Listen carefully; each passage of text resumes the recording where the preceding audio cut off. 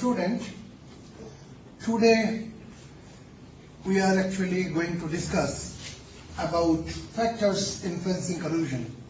Actually, we are talking about the issues which will be responsible for actually increasing or decreasing rate of corrosion.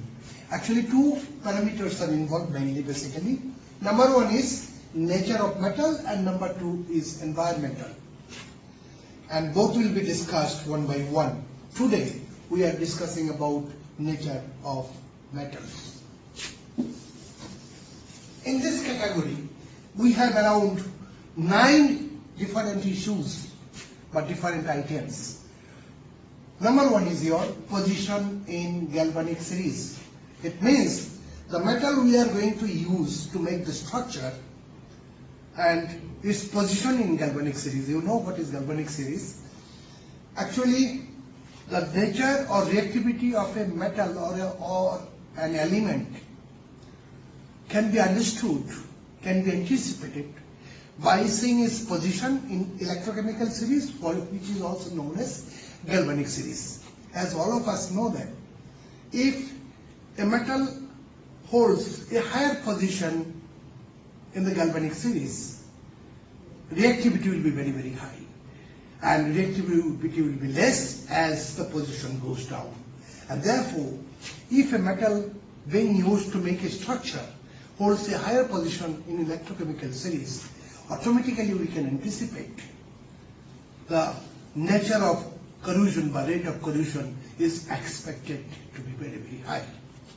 This is all about your position of in galvanic series. Now we have to see second point, over voltage. Let us discuss it elaborately. If a metal holding higher position in electrochemical series, like zinc, is kept or placed in one normal sulfuric acid, initially the rate of reaction will be very, very slow. It is due to the actually high over voltage of zinc. Actually, what happens? As soon as zinc reacts with sulfuric acid, zinc sulfate and hydrogen is likely to be produced. But as soon as hydrogen actually is produced, it is absorbed on the surface of zinc. As a result, surface area will get reduced, number one. And number two, as the that is over voltage of zinc is very, very high, it is 0.7 volt, the effective electrode potential will get reduced. In this situation, if we add some copper sulfate in that, what will happen? Copper will get deposited. As a result, electrochemical cell will be produced, copper will become cathode, and rate of reaction will get increased. This is mainly because of the fact that we know over voltage of hydrogen is 0.33 volt. And therefore, due to the reduction in over voltage of the corroding metal, rate of reaction will be increased. As the reaction increases, rate of corrosion will also be increased. This is all about your actually over voltage. Now, your third point is relative area of anode and cathode. In our earlier lectures, we have discussed elaborately. Even then, I am giving you some of the ideas. As we have seen that, in case of electrochemical type of corrosion, there were actually two mechanisms. Number one was release of hydrogen type, and number two was absorption of oxygen type. In case of release of hydrogen type, we have seen that the entire metallic surface was seen to be your anode. That is, anodic area is very large. If the anodic area is very large, cathode will be very, very small. As cathode actually demands for electron, for which anode will undergo oxidation, and therefore, if the demand of electron is less, rate of oxidation will be definitely less. It means if cathodic area is very small, demand of electron will be very low, and therefore rate of corrosion will be very, very less. And in case of absorption of oxygen type, we have seen the actually anode was produced at a particular point, since it is localized type, and therefore anodic area was very small, but the rest of the part will make your cathode. And since the cathodic area is very large, demand of electron will be very, very high, and those demand can be fulfilled by undergoing rapid oxidation, and therefore rate of corrosion will be increased. It means if anodic size is small, cathodic size is large, rate of corrosion will be very, very high, and vice versa. That is, if anodic size is large, cathodic size is small, rate of corrosion will be low. Now, it is your purity of metal, as all of us know that. If a metal is used for making a structure which is absolutely pure, and therefore there will be no possibility of making any galvanic cell, and therefore electrochemical type of corrosion will never be possible, and therefore if the metal being used to make a structure is pure in nature, the rate of corrosion is likely to be very, very low. Next is your physical state of metal. This point is very, very important as far as rate of corrosion is concerned.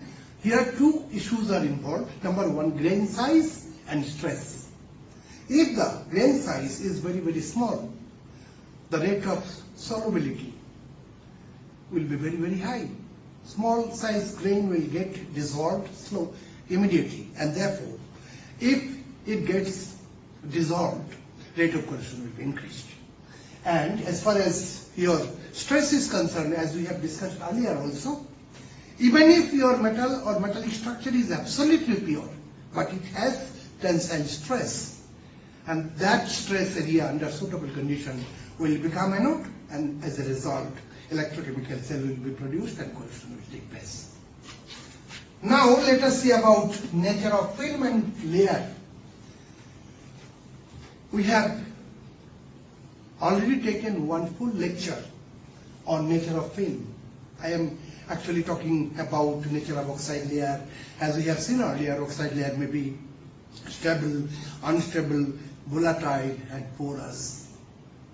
If the oxide layer is actually stable, as in the case of alumina, Al2O3, particle size will be very small. It is going to make an uniform layer, rate of corrosion will slow down, ultimately it will be stopped. If it is unstable, in case of silver oxide, we have seen earlier,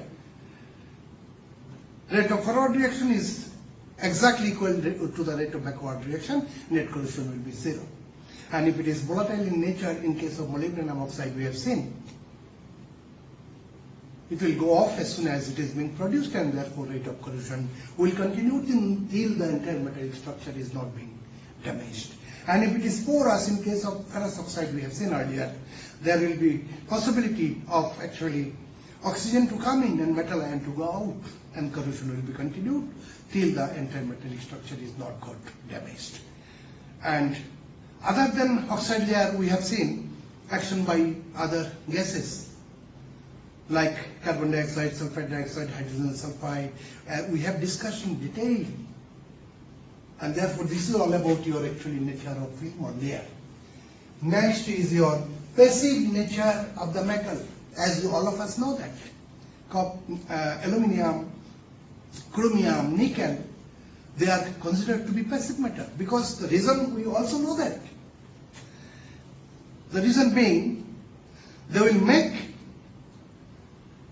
invisible, very thin passive layer on the metallic structure, which will prevent further oxygen or a contact between actually oxygen. So rate of corrosion gets down and ultimately it is stopped. Actually, if we talk about this, corrosion resistant of steel is basically due to the passivating nature of chromium present in it. Next is your actually solubility of corrosion product. Suppose a metallic structure has undergone corrosion and corrosion product is produced. As all of us know that if a pressed metallic structure and a metallic structure with an oxide layer is kept side by side, the rate of corrosion will be definitely more in case of freshly prepared structure, because in the second situation, the surface, major part of the surface of the structure are covered with the metallic, that is oxide layer or any other kind of layer, and therefore rate of corrosion will be definitely less in case of second. And here also, if the corrosion product being produced after first oxidation by other kind of reaction, if it gets dissolved, and therefore automatically the metallic surface will get exposed and rate of corrosion will be automatically increased. If it is less soluble, rate of corrosion will go down, as in the case of actually lead sulfate. Lead sulfate, if you put lead in sulfuric acid, it will be produced lead sulfate. Lead sulfate being insoluble, it will actually make a protective layer on the metal structure, metallic surface, and therefore rate of corrosion will go down. And last one is volatility of the corrosion product. As we have seen in the case of molybdenum oxide, I have told you earlier, if you make a metallic structure made of molybdenum, and if you put it on the environment, it will undergo spontaneous oxidation, producing an oxide layer of molybdenum oxide, MoO3.